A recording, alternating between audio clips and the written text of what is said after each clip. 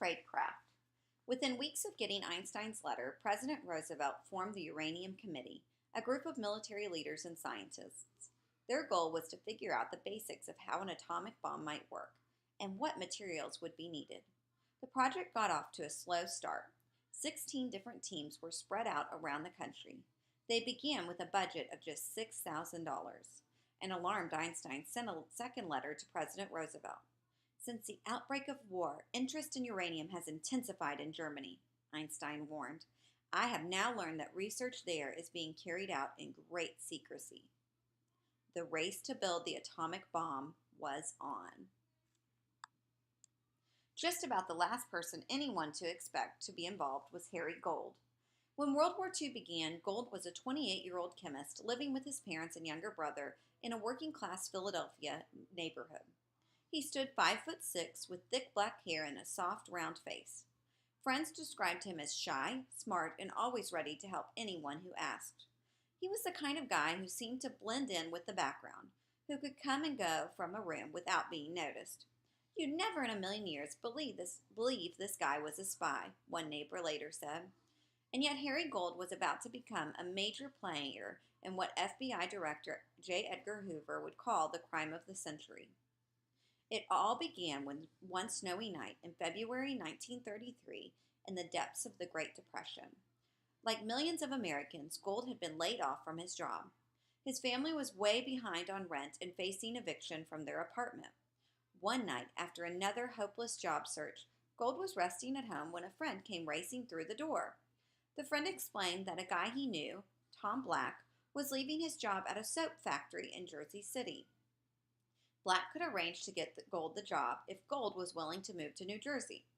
Gold's mother leaped up and started stuffing her son's clothes into a cardboard suitcase. Gold borrowed a few dollars and hurried to the bus station. Arriving in Jersey City after midnight, he walked down the slushy sidewalks to Tom Black's apartment. Black was waiting for me downstairs, Gold remembered. I can still see that huge, friendly, freckled face, the grin and the feel of the bear-like grip in his hand. The first thing Black said was, "I am a communist, and I am going to make a communist out of you." Gold earned $30 a week at the soap factory and spent $20 home and sent $20 home to his parents. He was proud to be supporting his family and didn't mind the hard work. I was grateful to Tom Black, he later said. Very much so. That was exactly what Black was counting on. Black dropped by Gold's rented room often to lecture his new friend about communism and the Soviet Union. Gold knew only the basics. Communists had taken over Russia in a recent revolution and renamed the country the Union of Soviet Socialist Republics, or Soviet Union. Black told Gold that the Soviet government had abolished private property and was making all the decisions about what the economy should produce and how the goods should be distributed. In this way, Black said, the Soviets would soon wipe out the greed and poverty plaguing countries like the United States. Black pressured Gold to officially join the Communist Party. I just kept stalling, Gold explained. I had no interest in the matter whatsoever. Then came some good news. Gold's former employer, a chemical plant called Pennsylvania Sugar Company, was hiring again. Gold was offered his old job back. He jumped at the chance to move back to Philadelphia. But Tom Black didn't give up that easily. In early 1934, he came to visit Gold in Philadelphia. "Harry, you've been stalling me," Black said. "You've been trying to get out of joining the Communist Party, and possibly, I don't blame you." This last line got Gold's attention. "But there is something I can do," Black continued. "There is something that would be very helpful to the Soviet Union, and something in which you can take great pride." The plant where Gold worked, Black explained, used cutting-edge processes to produce many useful chemicals. "The people of the Soviet Union need these processes," said Black. "If you will obtain as many of them as you can in complete detail and give them to me, I will see to it that those processes are turned over to the Soviet Union."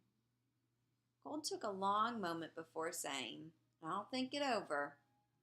But actually, he later explained, I had already formed my judgment. Yes, I would. Some spies do it for the money. Others are trying to change the world. Gold's reasons were a lot less dramatic. He was thankful to Black for getting him a job and wanted to repay the debt. Also, Gold had what he had described as an almost puppy-like eagerness to please.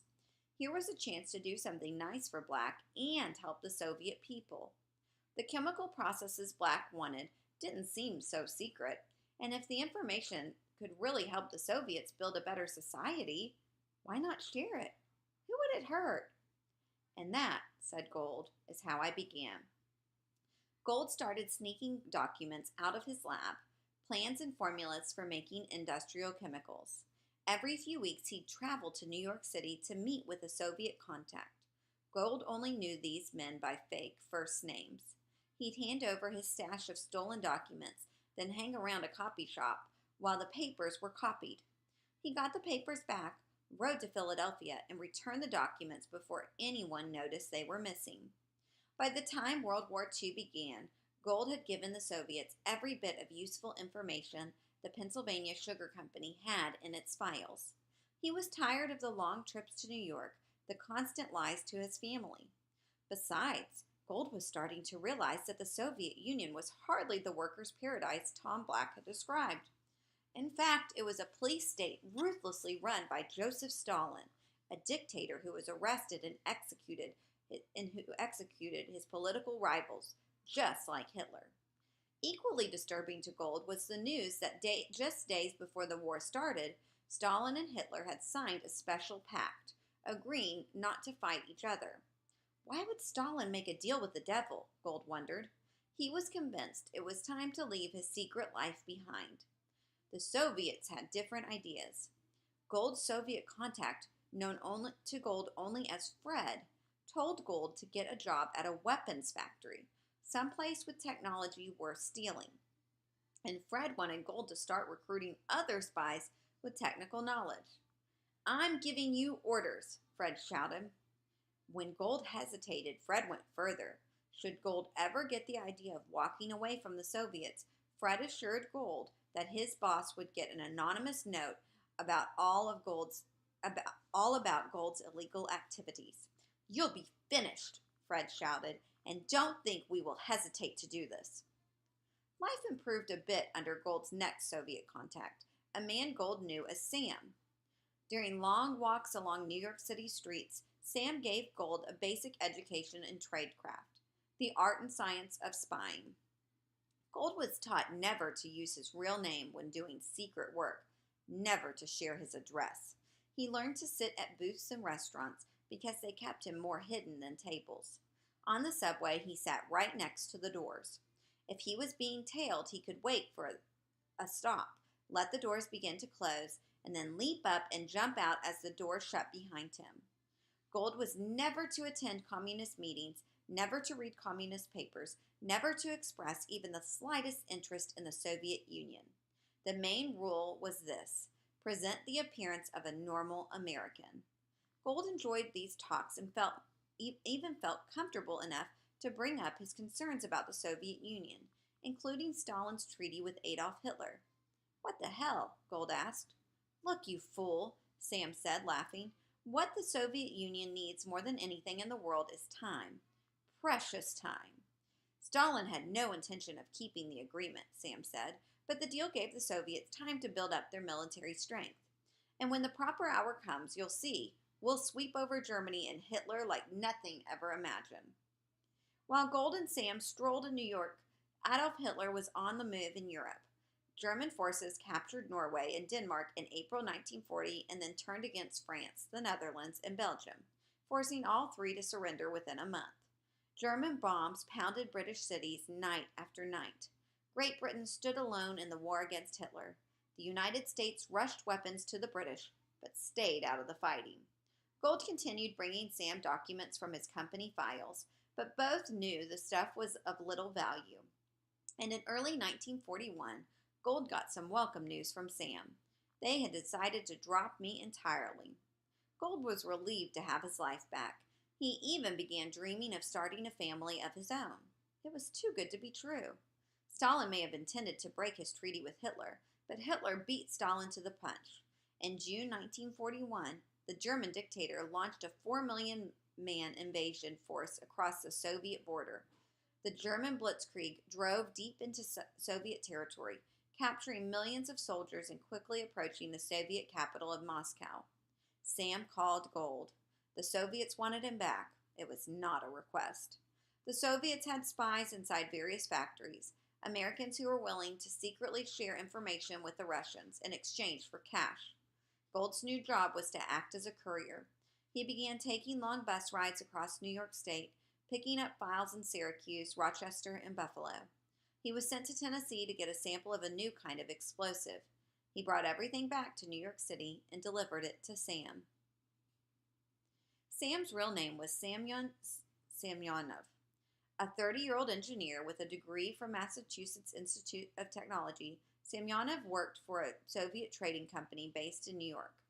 But that was just a cover for his real work. Semyonov was a secret agent for the Soviet Intelligence Agency, the KGB. After picking up materials from Gold, Sam would head for the Soviet consulate, a 3-story building in Manhattan. He climbed past the first 2 floors where the Soviet clerks did normal consulate work, like helping Soviet citizens get travel visas. Then, making sure no one was in the hall, he would take out a key, unlock the door on the 3rd floor, and enter into the secret New York City headquarters of the KGB. It was a large open room with desks and metal shutters on the windows and a portrait of the Soviet dictator Joseph Stalin gazing down. Semyonov handed his documents to another agent and quickly left the building. The stolen information was translated into secret code and sent by telegram to KGB headquarters in Moscow.